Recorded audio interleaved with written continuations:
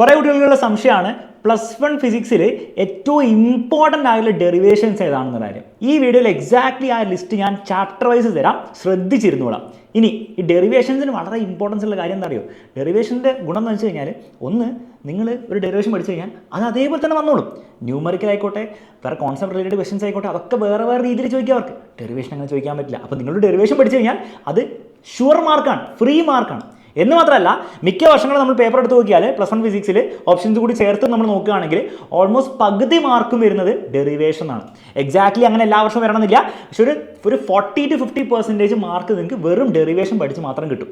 അതിൽ തന്നെ ഏറ്റവും റിപ്പീറ്റഡ് ആയിട്ട് എല്ലാ വർഷവും ചോദിക്കുന്ന ഡെറിവേഷനാണ് നിങ്ങൾ ആദ്യം പഠിച്ച് സെറ്റാക്കേണ്ടത്. കാരണം നിങ്ങൾ ഡെറിവേഷൻ ഫുൾ പഠിച്ചു പോയാലും 90% ചോദിക്കാൻ പോകുന്നത് ആ ഡെറിവേഷൻസ് ആണ്.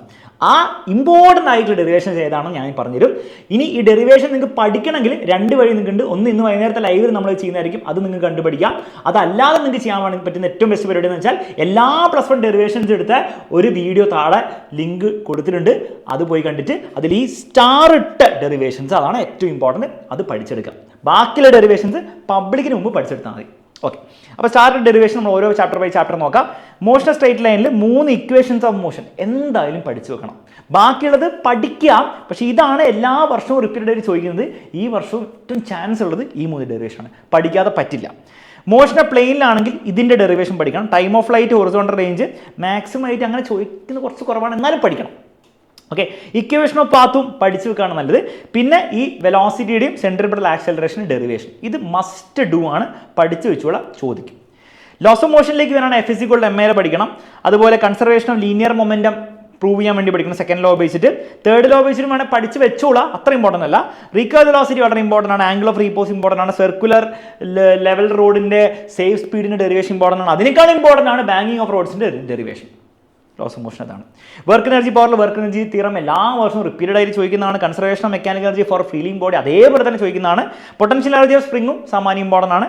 എലാസ്റ്റിക് കൊളീഷൻ്റെ ഡെറിവേഷൻ ഉണ്ട്, അത് കുറച്ചുകൂടി ഇമ്പോർട്ടൻസ് കുറവാണ്, എന്നാലും ഇമ്പോർട്ടൻ്റ് ആണ്, പഠിച്ചോളാം. ഓക്കെ, ബാക്കിയുള്ളത് ഉണ്ട്, പക്ഷേ ഇതാണ് ഏറ്റവും ഇമ്പോർട്ടൻ്റ് ആയിട്ടുള്ളത്. ഓക്കെ, ഗ്രാവിറ്റേഷനിൽ എല്ലാം ഓൾമോസ്റ്റ് ഇമ്പോർട്ടൻ്റ് ആണ്. ആക്സലറേഷൻ ഡ്യൂ ടു ഗ്രാവിറ്റിയുടെ സിമ്പിൾ ഡെറിവേഷൻ ഇമ്പോർട്ടൻ്റ് ആണ്, 2 മാർക്കിലേക്ക് ചോദിക്കുള്ളൂ. വേരിയേഷൻ ഓഫ് ജീവിത ഹൈറ്റ് അതിനേക്കാൾ ഇമ്പോർട്ടൻ്റ് ആണ്. വേരിയേഷൻ ഓഫ് ജീവിത ഡെപ്ത് അത്ര തന്നെ ഇമ്പോർട്ടൻ്റ് ആണ്.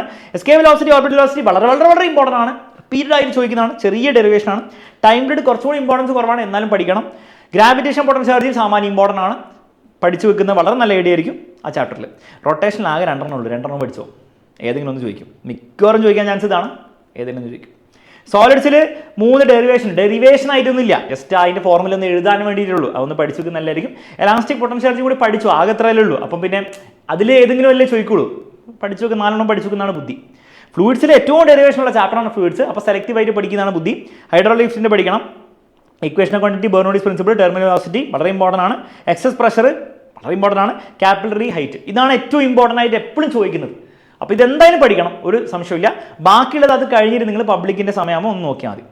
2 ഡെറിവേഷനുള്ള തെർമൽ പ്രോപ്പർട്ടീസ് 2 പഠിച്ചു വെക്കുക ബുദ്ധി. തെർമോഡൈനാമിക്സിൽ ഇത്ര ഡെറിവേഷനാണ്, അതായത് ഐസോ തെർമൽ, ഐഡിയാബാറ്റിക്, അതൊക്കെ ഭയങ്കര ഇമ്പോർട്ടൻ്റ് ആണ്. പിന്നെ ഐസോബാർക്ക് ഡെറിവേഷൻ ആയിട്ടൊന്നുമില്ല, ഒരു കുഞ്ഞ് സാധനമാണ്, പഠിച്ചു വെക്കുക. ഐസോകോർക്ക് ഡെറിവേഷൻ ആയിട്ടൊന്നുമില്ല, ജസ്റ്റ് ഒരു കുഞ്ഞ് ഇക്വേഷൻ ആണ്, പഠിച്ചു വെക്കുക. Mayer's formula CP - CV = R, അത് പഠിക്കണം. പിന്നെ എഫിഷ്യൻസി ഓഫ് കാർബൺ എഞ്ചിൻ വേണമെങ്കിൽ പഠിച്ചു വെച്ചാൽ അത്ര ഇമ്പോർട്ടൻ്റ് അല്ല.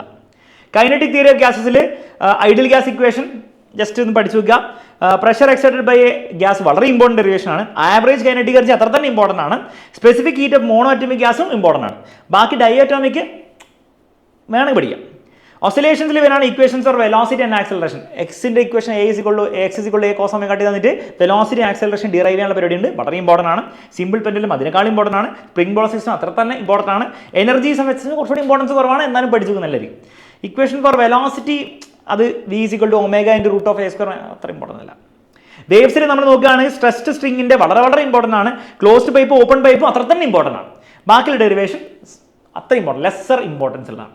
അപ്പോൾ ഇത്രയും ഡെറിവേഷൻസ് ആണ് ഈ സ്റ്റാർ ഇട്ടത്, എന്തായാലും നിങ്ങൾ പഠിച്ചിരിക്കേണ്ടതാണ്. അപ്പോൾ എത്രയും പെട്ടെന്ന് പോയി പഠിച്ചോളുക, കാരണം ഇത് ഫ്രീ മാർക്കാണ്. പഠിച്ച് അതേപോലെ എഴുതി വെച്ചാൽ വെറുതെ നിങ്ങൾക്ക് മാർക്ക് കിട്ടുകയാണ് എന്നുള്ള കാര്യം മനസ്സിലാക്കുക. ആ ഒരു ബോധത്തോടു കൂടെ പഠിച്ചു കഴിഞ്ഞാൽ ഈസി ആയിട്ട് നിങ്ങൾക്ക് വെറുതെ കുറച്ച് മാർക്ക് ഉണ്ടാക്കാം.